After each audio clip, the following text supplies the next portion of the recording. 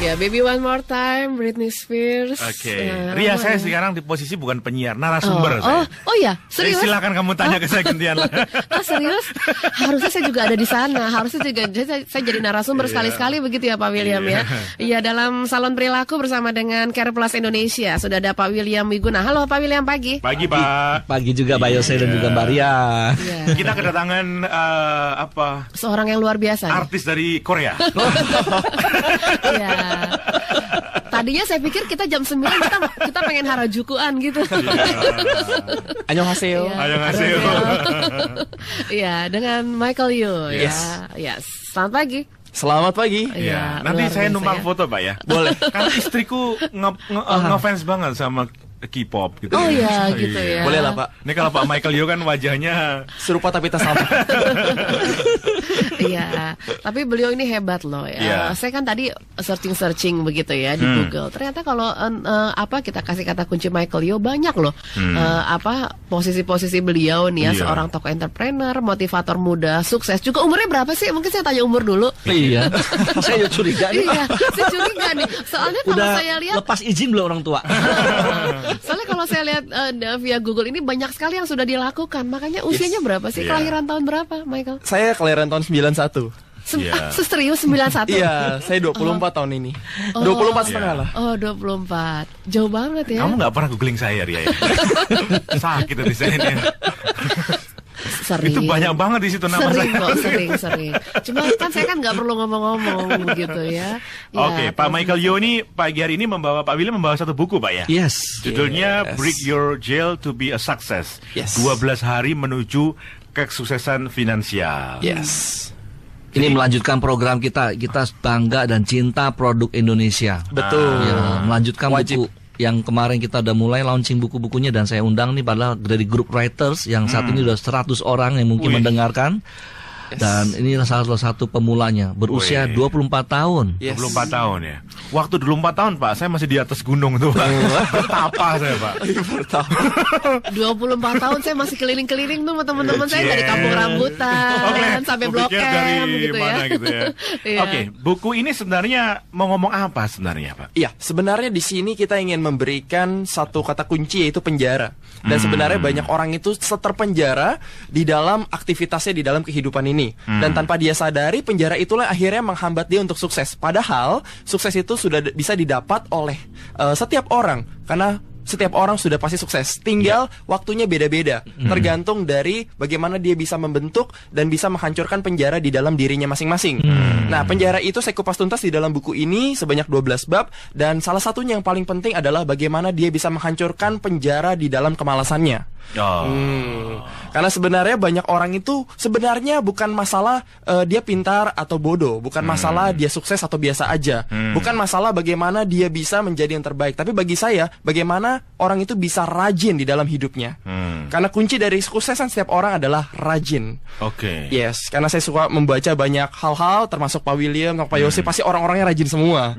Pagi-pagi mungkin masih pada tidur. Saya udah cuap-cuap di sini Pak. Yes. Rajin atau kayak Yes. Saya lihat Pak Yose sampai terpana loh, dibilang rajin. Ini nyambung dengan Pak William dong berarti. Saya juga frekuensi bisa nyambung. Padahal saya belum pernah ketemu dengan beliau ini. Yes. Karena memang rajin itulah akhirnya membawa seseorang betul-betul mencapai kesuksesan. Dan kesuksesan saya maksud itu bukan berupa hasil akhir. Banyak orang sama menganggap sukses itu adalah hasil akhir. Padahal sebenarnya sukses itu adalah sebuah perjalanan panjang. Dan sukses itu seperti anak tangga yang semakin ke atas semakin berat dan memang perlu sekali yang namanya bagaimana kita memberikan effort berupa lebih rajin. Karena banyak orang terperangkap ketika dia sudah dalam level tertentu, dia sudah nyaman, dia sudah punya mungkin segalanya, dia sudah merasa nyaman dan ketika itu dia merasa ya udahlah nggak usah lebih tinggi lagi. Nah di saat itulah kita mesti bagaimana keluar dari penjara kita dan melangkah maju sehingga kita bisa naik level lebih tinggi lagi. Itu yang paling penting. Dan ada juga yang ternyata belum punya segalanya, masih sedang merangkap tapi dia sudah terpenjara dalam zona nyaman karena dia takut mengambil keputusan, takut melangkah maju. Nah itu dia yang sebenarnya harus bagaimana mulai dari detik ini juga, sekarang juga mulai mulai kita lihat bagaimana kalau kita melakukan pekerjaan yang sama seperti sekarang, bagaimana kira-kira 5 tahun ke depan, bagaimana kira-kira 10 tahun ke depan. Sudah oke belum dengan kesuksesan yang ingin kita capai? Nah, kalau belum, bagaimana caranya kita mulai mencari jalan, kita mulai lebih rajin agar apapun yang kita inginkan tercapai dan semuanya juga untuk Tuhan pastinya. Wah, Iya, luar biasa. Saya dapat pick nih pagi hari ini ya. I'm not lazy, I'm on energy saving mode. Wow. Artinya apa ya? Artinya? Artinya apa? Ayo. Itu handphone tuh kayaknya ikut. Tapi Pak Michael, kalau ngomongin penjara yang faktanya gitu ya. Betul. Nggak ada yang mau di dalam penjara loh sebenarnya. Betul. Karena apa? Ngeri loh. Yes. Saya baru dapat cerita nih kemarin ya. Ada kawan yang juga masuk gitu kan ya. Dan ternyata di dalamnya wah susah kali gitu ya, harus bayar 2 juta lah untuk dapat gitu kamar. ya? Iya. Saya justru malah punya teman yang ada di dalam, hidupnya happy banget gitu. Itu bayarnya mahal gitu kan. Bahkan sampai kulitnya sekarang lebih mulus, badannya lebih sehat gitu, olahraga, main biliar di dalam. Oh pokoknya makanya sampai gini, aduh gitu. Jadi ada 2 jenis, two kind of jail gitu ya. Two kind. Nah ini bagaimana? Tapi sebenarnya sama-sama, dua-duanya sama-sama terpenjara. Tapi artinya gini, sebenarnya ngomongin penjara kan konotasinya negatif ya. Takut lah, orang gelap lah, susah, jorok lah, menakutkan. Keras. Tapi banyak orang yang mau di situ selamanya bahkan. Ya, Kenapa itu, Pak? Karena sebenarnya begini, penjara yang saya maksud ini bukanlah penjara yang menakutkan seperti tadi. Penjara yang justru sangat menyenangkan. Dan penjara yang saya maksud bukanlah penjara yang memiliki pintu bahkan dikunci, sebenarnya tidak memiliki pintu dan terbuka lebar. Banyak orang lebih nyaman di dalam karena memang sudah di dalam zona nyaman. Ya udahlah, udah cukup, nggak usah lebih maju lagi, yang aman-aman aja, yang pasti-pasti aja, ya udah saya di penjara aja. Yang penting udah cukup, yang penting udah bisa, ya udah cukup segini aja. Zona nyamannya. Zona nyaman banget. Nah sebenarnya zona nyaman dan penjara itulah yang membuat diri kita nggak maju-maju. Nah sebenarnya untuk buat diri kita lebih rajin, untuk buat diri kita lebih semangat lagi untuk menjalankan aktivitas, kita harus benar-benar mengatur prioritas dalam hidup kita. Oke. Yes. Jadi kuncinya adalah prioritas. Itu nanti ya akan kita bahas prioritasnya apa aja gitu ya Pak William ya. Tapi kalau di Tangerang bukan zona nyaman ada ya, zona nyam-nyam ya. Oke, masih bersama Joe, saya Ria di Heartland Coffee Morning New Dimension. Dan ada Insinyur William Wiguna dari Salon Perilaku dan juga Michael Yo, penulis buku Break Your Jail to be a Success, 12 hari menuju kesuksesan finansial. Tadi ada beberapa prioritas katanya gitu. Yes, prioritas. Apa aja nih yang harus diprioritaskan dalam? Yang pertama Tuhan. Pastinya. Tapi bukan, kenapa? Nomor 1 tuh. Yes, itu penting banget karena itu adalah dasar dari keyakinan kita. Karena saya yakin dan percaya orang yang takut biasanya dia nggak yakin sama Tuhan.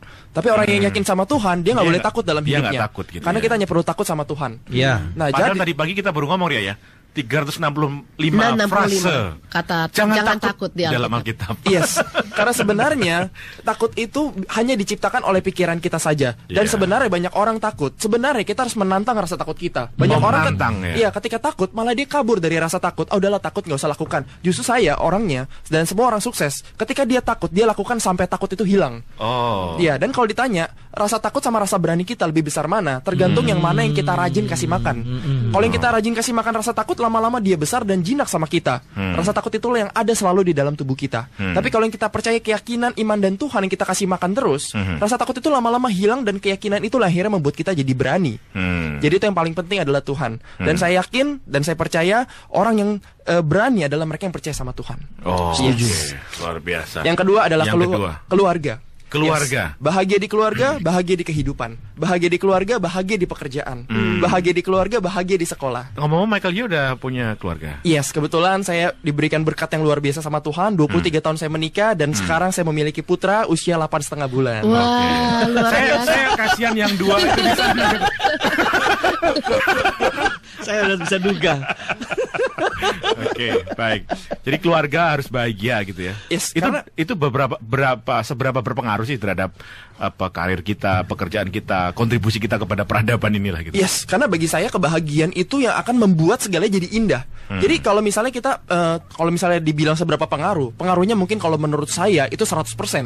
Karena kalau kita dalam keadaan di keluarga misalnya abis berantem, bertengkar, dan abis mungkin perang antar orang tua dan lain sebagainya, itu kita keluar rumah juga udah males mau melakukan apapun. Energi kita semuanya negatif. Hal yang kita keluarkan semuanya negatif. Dan apapun yang kita mau lakukan semuanya berdampak negatif. Nah, tapi kalau kita berdasarkan kebahagiaan, makanya saya sering bilang, jangan ajarkan remaja kita jadi banyak uang atau bagaimana membuat uang berlimpah, tapi bagaimana membuat mereka menjadi orang yang bahagia, membuat mereka menjadi orang yang penuh dengan rasa syukur. Tapi rasa syukur bukan menjadi alasan untuk dia cepat puas. Betul. Tapi rasa syukur menjadi alasan untuk dia mensyukuri apa yang sudah dia capai dan bagaimana dia mencapai yang lebih besar lagi esok harinya dengan lebih rajin dan dengan prioritas. Pertama Tuhan, kedua keluarga, dan yang ketiga adalah goal dalam hidupnya. Goal yang saya maksud bukan goal yang biasa-biasa saja, tapi hot goals. Hot goals. Ya, jadi goal yang panas, yang habis dimasak. Ini habis ngomongin hotspot ya, titik api gitu ya. Ada hot goal juga ya. Nah, saya ingin mengajak untuk para pendengar pastinya untuk mempunyai hot goals. Hot goals saya maksud ini adalah orang yang memiliki hot goals, mereka yang benar-benar sukses dalam hidupnya. Dalam arti kalau misalnya mungkin Pak Yose atau Pak William memiliki hot goals, pasti pernah sampai ke bawah mimpi. Pernah sampai ngeces tempat tidur. Iya, betul. Bangun-bangun. Tahu aja deh, sekarang ngeces tempat tidur ya. Itu curhat saya. Tapi belum pernah tidur bareng dengan mereka berdua kan? Belum. Jadi kalau saya pribadi, kalau saya sudah punya hot goals, dan saya selalu punya hot goals, jadi hidup saya penuh dengan semangat dan rajin, karena hot goals itu akhirnya membuat saya benar-benar jadi orang yang ngotot. Ngotot dalam arti bukannya kita memaksakan diri, tapi dalam arti kita tidak gampang menyerah dalam hidup ini. Karena apa bedanya tidak gampang menyerah sama memaksakan diri? Iya, jadi kalau memaksakan diri terkadang kita belum tentu menjalankan itu dengan hati yang ikhlas. Dalam arti, ya udahlah karena bos suruh, ya udahlah saya melakukan dengan memaksakan diri gitu. Tapi kalau kita ngotot dalam hidup ini dan kita ikhlas serta kita benar-benar ingin achieve dan kita punya tujuan juga untuk Tuhan, pastinya itu pasti akan benar-benar diberikan kemudahan. Dan jujur saya ketika merasakan keadaan paling bawah saya ketika ayah saya pergi meninggalkan keluarga kami, tinggal saya dengan ibu saya, dan disitulah benar-benar keadaan yang membuat saya memaksakan diri untuk bekerja, karena dulu saya belum tahu kenapa saya harus bekerja ketika saya baru lulus sekolah dulu. Teman saya semuanya pada kuliah. Iya, tapi di saat itulah saya dulu sempat bekerja di toko kain. Saya tiduran, saya berbaring di atas kain yang begitu banyak, dan saya bertanya sama Tuhan, sampai kapan saya seperti ini? Saya bertanya seperti itu sampai 3 bulan, dan saya ketemu jawabannya. Sampai detik ini saya harus berubah. Udah nggak ada pilihan lain, sudah cukup sampai detik ini. Saya akan berikan yang terbaik untuk Tuhan. Saya nggak boleh takut melakukan apapun. Dan ketika saya tidak pernah menolak peluang, saya bertemu dengan banyak orang. Tuhan bukain jalan semuanya. Oke, 3 bulan itu ya? 3 bulan. Pergulatannya. Itu di dalam tubuh tuh udah kayak berantem setiap hari silat. Tanya ini, jawab ini, tanya ini, jawab ini. Iya, karena sebenarnya yang gak yakin itu bukannya Tuhan. Kitanya nggak yakin, Tuhannya yakin sama kita. Makanya banyak orang bilang, manusia di dunia ini ada 3 makhluk hidup. Ada manusia, hewan, dan tumbuhan. Saya sempat tanya sama diri saya, kenapa saya nggak dijadiin kodok? Kenapa saya nggak dijadiin tumbuhan, misalnya bunga mawar, bunga teratai gitu bunga ya? teratai, jangan bunga bangkai. Nggak, kalau kawan saya bunga desa dulu. Tahu aja. Maksudnya saya kan. Ternyata Tuhan itu sudah memberikan kita sebagai manusia, tandanya dia percaya dan yakin sama kita bahwa kita adalah pemenang dan pemimpin dalam kehidupan. Iya. Oke, Michael, ini ada yang bergabung ini ya dari dari email melalui PIN BBM ya. Ini dari BBM Heartline. Mantap deh nih Bung Michael, ini bicaranya sungguh pas makan. Terima kasih. Terima kasih. Saya ngomong Michael. Iya. Oke, saya bacain lagi ya. Mantap, bicaranya sungguh pas. Makanannya apa sih? Astaga. Kok tanya makanan ya? Pengaruh kayaknya deh. Pengaruh sarapan paginya apa? Pengaruh. Iya. Kalau saya kecil dulu tajin ya. Udah kebayang. Harusnya putih sih harusnya. Iya. Gimana, Michael? Makanannya? Makanan saya setiap pagi adalah doa. Doa. Oh, sama kayak Bung Yose. Saya juga dari pagi tuh. Saya bukan doa, didoakan nih maksudnya. Dia doa loh. Dia tuh sebelum ayam berkokok 3 kali itu udah doanya selesai. Supaya tidak udah mengkhianati setelah itu. Supaya tidak berkhianat maksudnya gitu. Bukan doain ayamnya. Iya. Jadi itu. Jadi memang sarapan paling baik itu adalah doa. Dengan doa kita lebih yakin, kita lebih percaya, kita bisa menggenggam tangan kita bahwa sebenarnya tanpa disadari kalau kita punya energi positif, kita yakin sama Tuhan, semuanya masuk ke dalam otot-otot kita. Jadi darah kita juga. Iya, semuanya entah kenapa badan kita jadi penuh dengan energi. Tapi kalau kita mulai awal dengan emosi, dengan hawa yang negatif, itu juga akan masuk ke dalam otot kita. Makanya kalau kita kesal tanpa kita sadari, kita genggam tangan kita karena emosi kita semuanya ada di otot. Genggam tangan maksudnya kita mengepal. Kesal, iya mengepalkan. Mungkin kesal atau bagaimana kita mengeram, atau mungkin ada orang yang tanpa sengaja mungkin meninju tangan dia sendiri karena dia kesal. Itu semua karena berkumpul di dalam badan. Jadi kalau misalnya kita emosi semua berkumpul, kita positif semua berkumpul. Dan yang paling baik adalah tubuh kita menerima energi positif. Karena kalau tubuh kita kebanyakan menerima energi negatif, mohon maaf, kalau kita lihat mungkin yang zaman dulu, mungkin orang-orang yang penuh dengan mungkin perang dunia atau penjajahan dan lain sebagainya, kita lihat raut wajah mereka saja sudah sangat kaku. Karena mereka penuh dengan hawa dan energi negatif. Jadi kalau kita lihat wajah mereka kok kaku banget ya. Kalau sekarang kok usia 60 tahun kok happy-happy aja kayak awet muda. Bukan karena perawatan, karena emosinya yang mempengaruhi dia punya otot dan pergerakan seluruh wajah sampai ke tangan. Makanya beda banget ketika kita yang penuh dengan energi positif dengan energi negatif, itu sangat bertolak belakang. So, yuk kita sama-sama punya positif, energi yang positif. Karena itu kita dengerin lagu yang positif juga, Ria ya. Yes. Masih bersama Jose Ria di Heartland Coffee Morning New Dimension. Iya, sudah ada beberapa yang masuk lagi, saya bacakan dulu ya. Tapi gini, Ria. Apa tuh? Ini ada gamenya, ada permainannya. Maksudnya? Ya kita buat permainan. Siapa yang nelpon, siapa yang interaktif akan dapat hadiah. Oh, gitu. yang telepon, yang ini hanya yang telepon ya? Kalau yang kalau via lah. BBM dan juga bisa ya? Bisa. Oke, nanti akan mendapatkan apa nih? Hadiahnya? Maunya apa? Hadiahnya satu buku ya Pak William ya? Karena Pak William nih 2 buku. Oh, 2 buku. Oh, 2 buku. Dari tambah lagi. gel. Yes. Chill. Bukunya Break Michael Your Chill, ya to be success. Wah. Dan juga bukunya Pak William voucher kalau dari Careless voucher. Voucher senilai 1,5 juta. 1,5 juta. Dari Pak William voucher, dari Michael dapat buku ya. Yes. Iya, dan mungkin ini juga menjawab langsung apa yang disampaikan oleh Pak Kita Subur sudah Nugraha. tahu masalahnya pertanyaannya. Iya, betul. Makanya kita jawab dulu. Oh gitu ya, luar biasa. saya sampai terpana ini ya. Nah, saya dikeroyok 3 laki-laki soalnya. Oke, baik. Dari Pak Subur Nugraha, pagi Pak Subur, Michael Anda luar biasa. Terima kasih. Iya, saya sampai nggak bisa nyatet loh apa yang kamu katakan. Kamu katakan demikian cepat. Kemudian saya mau tanya, apa kamu sudah bukukan 12 step ini? Kalau ada, apa nama bukunya? Judulnya apa? Jual di mana? Berapa harganya? Dikeroyok kalau nih. gitu dia harus beli, jangan dikasih dia. Kasih dong. Karena udah intensinya mau beli gitu loh ya. Betul nggak sih? Hadiahnya buat yang lain. Pak Suburnya beli. Aduh, nggak boleh loh ngambil rezeki orang. Pak Subur kan intensi udah mau beli, jadi kita harus membantu dia. Iya. Masih ada lanjutannya, masih ada lanjutannya. Okay. Tunggu dulu ya. Ini semangat juga nih Bung Yosenya. Iya, dan masih ada lanjutannya. Kamu energik sekali, Michael. Mungkin karena masih 24, sepertiga dari umur saya. Tapi saya tetap masih mau belajar loh. Oke, terima kasih Pak Subur ya. Iya, kemudian juga dari Michael Roslim. Sama-sama Michael. Saudaraan. Saya memang mencintai produk Indonesia karena saya membantu pengusaha Indonesia agar maju dan mendunia. Selain itu saya juga membantu program pemerintah agar memajukan produk atau industri lokal. Produk luar hanya nama saja, tapi pembuatan dan pemasaran tetap dilakukan di Indonesia. Hanya harganya mahal produk luar karena kita hanya beli merek dan gengsi. Michael di Citra Raya. Teman ya, bukan? Bukan. Kita tetap saudara. Oh, tetap saudara. Iya. Oke. Kemudian juga dari Ibu Maria Malau. Ya, terima kasih. Baik. Iya. Jadi saya jawab dulu mungkin dari Pak Subur ya. Iya, yang tadi katanya terlalu cepat tuh. Oh iya. Lagi nyatet loh ternyata beliau. Terima kasih Pak Subur. Saya tetap merasa yang penting usia hanyalah angka. Usia hanyalah angka. Status kamu ya. Usia adalah angka gitu. Apalah arti sebuah angka? Iya.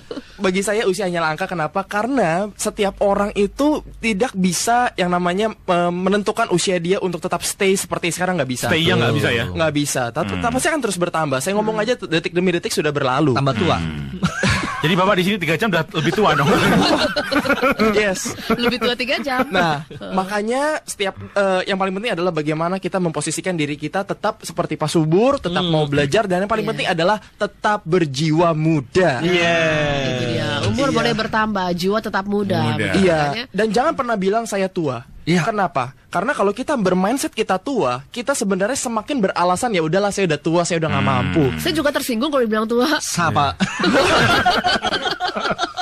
Sama juga ternyata. Sama. Sebenarnya kata bilang, jadi kalau untuk remaja jangan pernah bilang dia anak kecil. Anak kecil menjadikan alasan. Jangan pernah bilang sudah tua, karena sudah tua menjadikan alasan. Juga. Bilang kita adalah bahwa kita orang sukses, kita adalah orang, kita hamba Tuhan, dan kita adalah orang yang siap membagikan karya kita. Dan ingat, setiap manusia dilahirkan untuk menciptakan suatu karya. Kalau kita ingin sukses, ciptakanlah karya yang bisa berguna untuk banyak orang. Dan itulah tujuan Tuhan melahirkan kita di dunia ini, lewat orang tua kita. Nah, juga kalau tadi cintai produk Indonesia, saya sangat setuju sekali, karena saya ingin menghimbau kepada semua orang di Indonesia untuk memiliki jiwa nasionalisme yang tinggi di Indonesia. Benar. Jangan sampai kita kalah dengan negara, mohon maaf, tetangga yang lebih kecil, bahkan jumlah penduduknya sama seperti kelahiran di Indonesia setiap tahun. Nah, yang dulunya belajar sama kita, yang dulunya belajar sama kita, yuk kita punya nasionalisme yang tinggi, bahwa negara kita adalah negara yang besar, negara yang cinta Tuhan, dan pasti negara yang akan menjadi negara, menjadi contoh untuk negara-negara lainnya. Tapi dimulai dari diri kita dulu. Itu yang paling penting. Iya, luar biasa. Yes. Kamu kenapa diam aja, Ria? Saya terpana. Padahal aku sudah sering kayak gitu kamu kan. Kamu nggak pernah terpana. Tapi saya nggak pernah terpana, tahu ya. Saya terpana dengan yang satu ini gitu ya. Oke, tapi ngomong gini, Michael, ini kan ngomongin karena di program Pak William nih ya. Yes. Biasanya kita ngomongin soal perilaku gitu. Iya. Boleh, Nah, perilaku. Sasaran buku ini Yes. merubah perilaku pasti. Merubah perilaku. Nah, Betul. Terus kamu mau nanya apa ke saya? Perilaku Anda udah berubah belum? Aku bingung mau nanya apa gitu. Perilaku. Tapi mungkin sekali lagi nama bukunya, judul bukunya gitu supaya Ya, ada apa beberapa perilaku yang seperti apa yang Michael harapkan untuk Yes. dirubah oleh bangsa kita? Bagi oleh pembaca saya, Anda juga. yes, bagi saya yang harus kita tanamkan adalah perilaku bukan bagaimana kita selalu memberikan ikan, tapi kita harus memberikan kail untuk banyak orang, Iya. sehingga dia bisa menangkap sendiri ikannya. Nah, sehingga kita di Indonesia bukan lagi memiliki mental yang selalu meminta, tapi kita memiliki mental untuk memberi. Karena memberi selalu lebih mulia dibandingkan dengan kita meminta. Nah, makanya di usia kita berapapun kita harus banyak memberi. Karena saya belajar dari tokoh orang terkaya di dunia pun seperti Mr. Bill Gates, biarpun dia sudah begitu Kaya. luar biasa, dalam tanda kutip, saya bukan melihat harta dari beliau, saya melihat bagaimana proses beliau begitu rajin, bagaimana beliau membina timnya sehingga menjadi sukses seperti sekarang. Kekayaan itu adalah efek samping lah, saya bilang, bonus dari karyanya beliau yang begitu luar biasa dan outstanding. Nah, makanya saya melihat, yuk, orang yang begitu sukses saja, apa yang dia lakukan sekarang bukan hanya berkarya, tapi dia memberi. Jadi perilaku yang harus kita tanamkan dalam diri kita sekarang adalah kita harus banyak memberi. Memberi dalam arti bukan berupa hanya mungkin dalam bentuk materi, tapi dalam bentuk yuk kita menanamkan mental dan karakter serta kebiasaan yang baik kepada bangsa Indonesia ini. Terutama untuk remaja-remaja kita yang masih muda-muda, untuk generasi muda kita, agar jangan sampai menjadi generasi muda yang kalah dengan generasi muda yang ada di luar sana. Iya, lebih banyak. Ini ajarannya Pak William nih, lebih Iya, banyak. Pak William memberi, gimana ya. Pak William? Benar Pak sih, William Pak? dari tadi belum kasih komentar nih Pak William. Saya pikir saya udah sangat kagum ya bahwa ada anak muda seperti Michael ini yang membuat saya kayaknya kita seusia ya. Yes, kita seusia Pak William. Pemikirannya seusia. Seusia gitu ya. Frekuensinya nyambung soalnya. Saya nyambung. Ketika kami dalam grup writer, kami lihat bahwa bagaimana komentar Michael itu adalah orang yang pertama saya kontak di sini. Saya nggak tahu bahwa vibration saya bisa tepat ya. Mungkin sekali benar kalau kita lihat pada Tuhan akan mempertemukan pada orang-orang yang positif. Buka aja salurannya. Anda dengarkan hotline, berarti Anda juga pasti mencari saluran positif. Anda mencari 100,6, Anda juga pasti mencari yang positif. Dan inilah perilaku yang kita mau coba lihat dari buku Anda ini adalah. Terima kasih, saya sudah terima bukunya, Michael. Yes, sama-sama. Iya. Saya juga terima kasih sekali. Boleh sharing kepada pendengar hotline sekalian. Iya, jadi di sini Ini Michael kayak- juga melayani, memberi, mengasihi, jadi satu ya semua ya. Betul. Yes. Seperti yang saya lakukan juga, Ria. Tapi Anda belum memberi saya. Beri dulu baru saya bilang Anda memberi. Oke. Jadi goal terakhir adalah perubahan perilaku kalau gitu ya. Yes, perilaku. Dan itu yang paling penting. Dan bagi saya perilaku yang paling penting adalah bagaimana kita memberi dengan karya-karya kita. Dengan ilmu-ilmu yang sudah kita miliki, kita jangan pelit ilmu sama remaja-remaja yang lain. Oh, ilmu pun diberikan. Yes, karena banyak orang-orang yang sudah sukses. Jujur, saya ini orang paling senang nanya. Kalau ketemu sama orang sukses, saya nanya, rahasia suksesnya apa? Oh. Banyak orang nggak mau kasih tahu loh. Tadi kok belum nanya ke saya. Berarti ketika kita memberi, ganjarannya itu pasti positif ya, begitu? Pasti Tuhan akan memberikan kita berkali-kali lipat. Semakin banyak kita memberi, Tuhan saya pernah melihat bahkan negara yang bangkrut. Saya pernah melihat perusahaan yang bangkrut, tapi saya nggak pernah melihat orang yang memberi itu bangkrut. Pasti berlebih ya. Orang pasti yang cukup, dicukupkan. Mr. Bill Gates saya rada lupa ya, 2013-2014 beliau bukan orang nomor 1. Beliau disalib.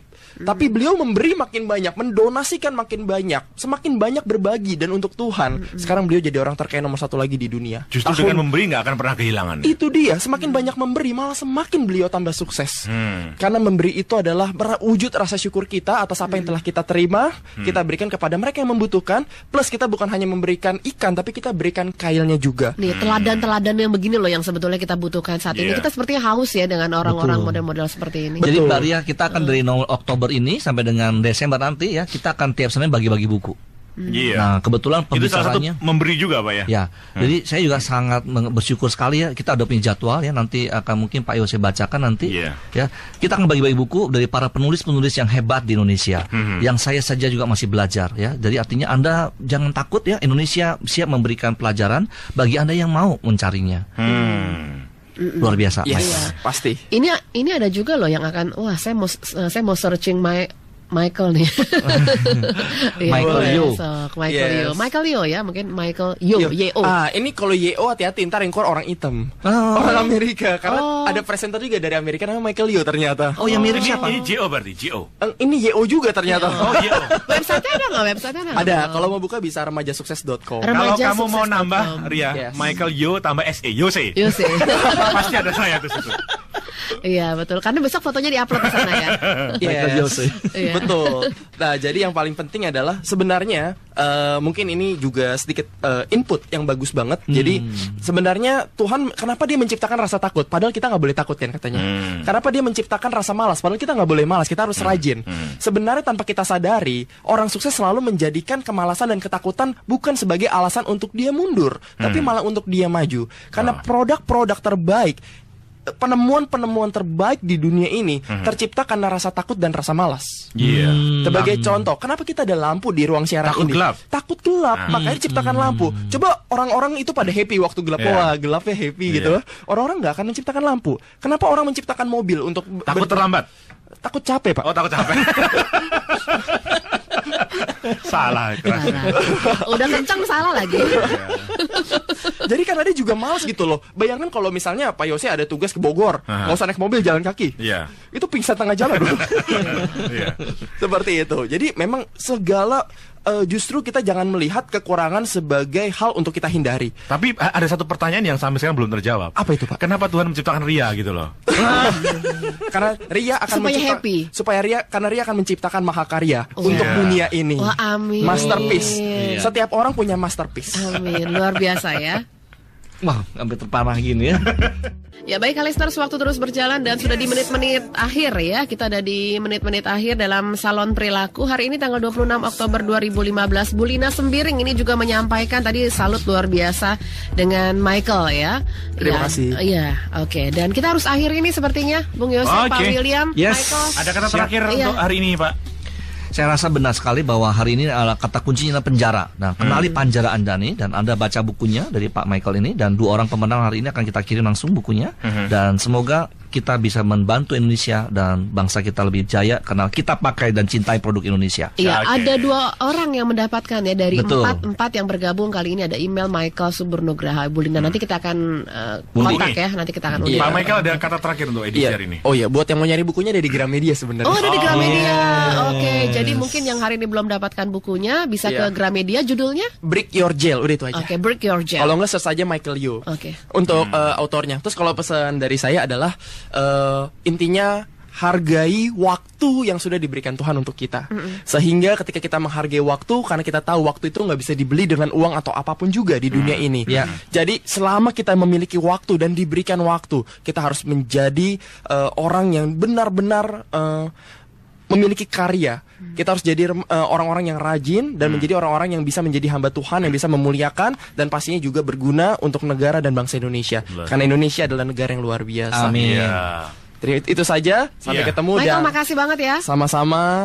Sukses selalu untuk Heartline dan para pendengar Heartline. Yes.